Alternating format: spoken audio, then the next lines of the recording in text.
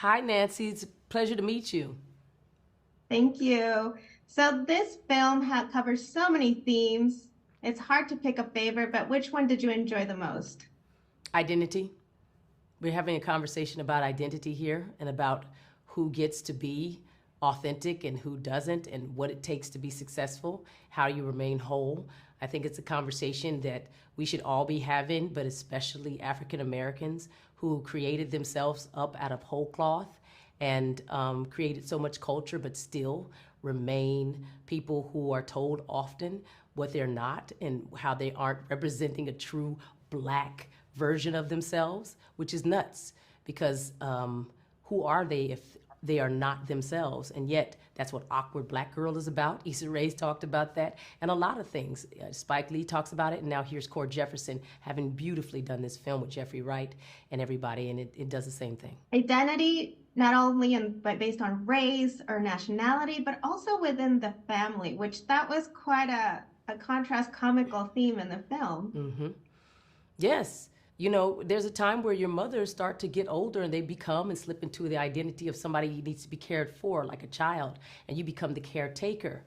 And that's where Monk is right now. He's dealing with people who have a lot of their own local weather, and he's siloed up until this point. But the crisis with his sister creates an opening for him to step in as a person who is supposed to be more in charge and have more of the answers. And he doesn't.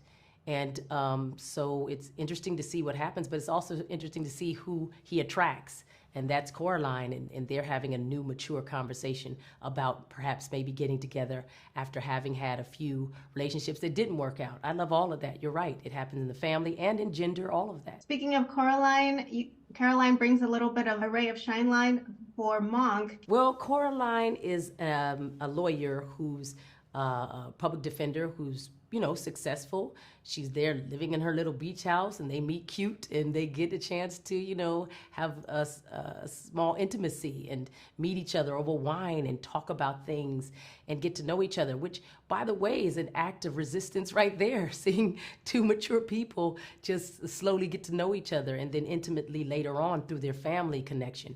He invites her to see his family that's slowly deteriorating and also reconstructing itself. And she's down for it. She also met him before she met the actual person. She met him through his books. She's his most ideal reader. So he's attracted to him, somebody who does like his writing.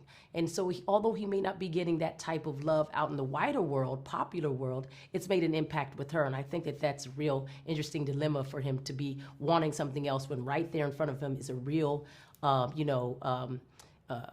guess, what is it when you have, proof of life that he's actually making an impact. Well, Erika, thank you so much for your time. Yes. Congratulations with American Fiction. I had a pleasure to speak with you for Wildflower in June. So thank you, Nancy. You I appreciate it. I like your Christmas tree. Thank you, just for you. I love it. Take care. Bye-bye.